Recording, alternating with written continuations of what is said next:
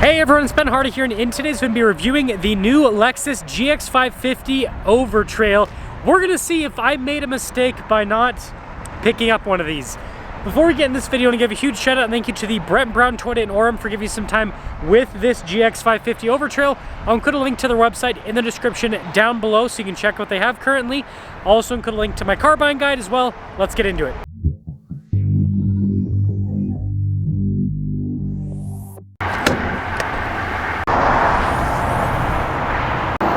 Under the hood, we have a twin-turbo 3.4-liter V6 that goes through a 10-speed automatic transmission. Fuel economy is 15 around town and then 21 on the highway, with power outputs being 349 horsepower and then 479 pound-feet of torque. Before we move forward with this review, I do want to mention, if you want to see more videos just like this, then I recommend you subscribe because I post content every single day. So starting with the color, this one's finished in Nori Green, which is such a beautiful color, especially on the new GX. You got the raised section there on either side with the hood, and then you've got the Lexus's signature kind of like headlight design. Pretty cool looking overall, and then you got little kind of like teardrop that pops off. And then notice how the grill's blacked out there. And then you've got a pretty aggressive approach angle here for a Lexus. They kind of did that with the Overtrail. It looks like you've got a couple air dams that you could remove if you wanted more clearance down there. But anyways, putting it all together, this looks a lot better than that luxury package I had. Now around the side here, our tire wheel setup is 265 by 70 by 18 in the front and over in the rear. You can see with the wheels, they got that like chunky off-roader style. It's weird to see that on a Lexus. But yeah, these are real all-terrain tires, 33s. That's impressive to see. And you can see with the big chunky fender flares, same with the bodywork. This one also has the rock rail protection there, and it's got the roof rack as well, which is another cool option. But here's your full side view. And this leads us to the key fob. We've got a lock and unlock function, opening for the hatch. Lexus logo there on the back. This has like the key pocket thing, but pop open that hatch. And this is why you get a GX. Tons of cargo space in the rear. See with the cup holders on either side. You can get a third row on the GX, not the Overtrail though. And then you got an outlet here in the back, the cargo net and all of that. But yeah, very spacious. And then it is a traditional hatch, so you just press that and then it will lower it right back down. This is really cool with the light bar design on the back. You can see GX550 down below in the bezel that covers the receiver hitch, parking sensors, and there's the rest of the rear. Interesting with the light bar and also the boxy design. It's kind of like a stormtrooper look. Now taking a look at the door panel in the rear, it's soft touch here at the top, and then down below this is much softer touch, I guess you could say. You can see the stitching and in the padding right there, pretty nice looking. And then here are the seats, really cool looking with the kind of like bronze stitching there down the center. Now legroom in the back is pretty solid, got a little storage pocket there. We've got some vents with some USB ports here as well. And then with the boxy design, you've got good headroom.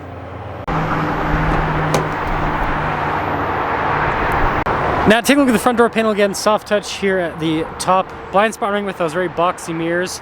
And you can see with the soft touch down below. All of our window controls here, the mirrors, they do power fold in. And then the front seats, I actually like these. So perforated down the center, you got little green accent pieces there, which look really cool. All of your adjustments on the side. And then you guys can see here for opening like the hood, the gas cap release, opening for the hatch there. Steering wheel is power adjustable.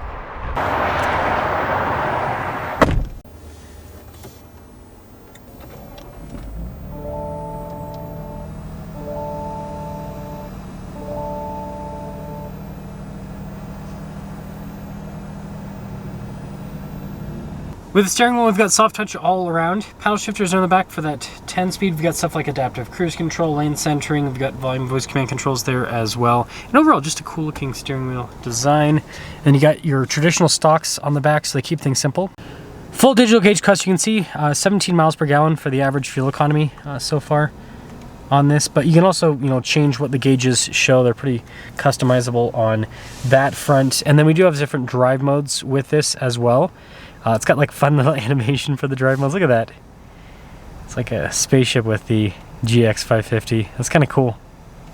But there's also, so those are the on-road modes. There's also the multi-terrain select for the off-road modes too. 360 camera system, fills in underneath the vehicle just like in a Land Rover, and that was kind of like the target vehicle with this new GX550 was a Defender.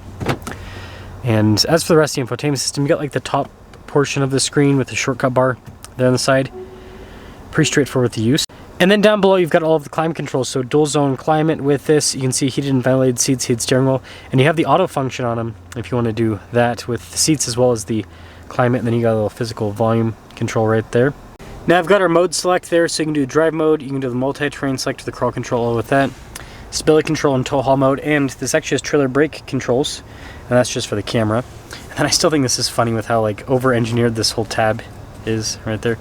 Got some USBs, shifter for the 10-speed, and then we do have our four-wheel drive system, so you can go from four-wheel high to four-wheel low. Center and rear locking differential with the Overtrail, and then you just have some storage there. And then this one has the cool box, which is another cool feature with it, and then you just have a regular glove box. I like the trim on the outside, and then a little bit of storage up above, basically, and then soft touch on the dash here as well. And then this one doesn't have a sunroof. So here's our window sticker for this GX550 Overtrail.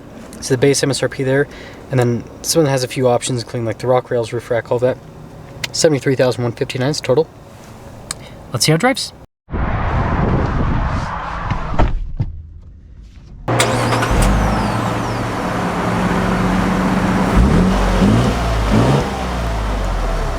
Well, let's talk about visibility before we set off. Huge visibility of the hood, and how big is the heads-up display. Both mirrors do have blind spotting. The rest of the rear. And GX550 Overtrail away. Now this is the package that I was thinking about ordering before I got my Ineos Grenadier that a lot of people give me crap for. So yeah, let's see if I regret my Ineos purchase, I guess, after driving this Overtrail version. Because after I drove the Luxury for a week, I had it as a demo, I wasn't like, I don't know, I wasn't all excited about the GX anymore. I was like, yeah, I'm glad that I'm not going that route. But this Overtrail version is a lot cooler than the Luxury. I'll say this is the car to get with the GX. This is the package to get with the GX. It looks a lot better. I can tell you right off the bat, having the smaller diameter wheels and the bigger tires,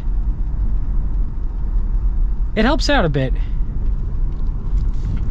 Now these tires are kind of chunky, so you feel them chunking out the road.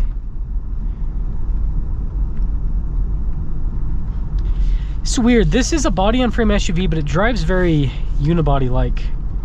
Even when you go over bumps, kind of crashes over the bumps more like a unibody car than it does like a body-on-frame.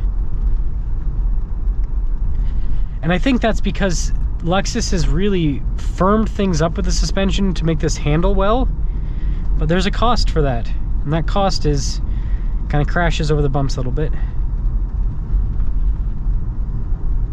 But I mean, overall, this vehicle drives well. It's a solid drive. Now with the roof rack, you do get some more wind noise. Don't know if the owner wants to be named, so I have to say the owner, in quotations, he says that the roof rack has been really obnoxious, and he's not sure he would get it again. He loves the look of it, but yeah, it's just very, very noisy. So V6 is wonderful in the GX. Okay, Ford Maverick. They're just like, I'm going. That's okay.